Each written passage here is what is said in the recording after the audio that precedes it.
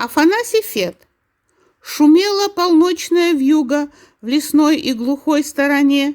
Мы сели с ней друг подле друга, валежник свистал на огне. И наших двух теней громады лежали на красном полу, а в сердце ни искры отрады, и нечем прогнать эту мглу. Березы скрипят за стеною, сук ели трещит смоляной. О, друг мой, скажи, что с тобою? Я знаю давно, что со мной.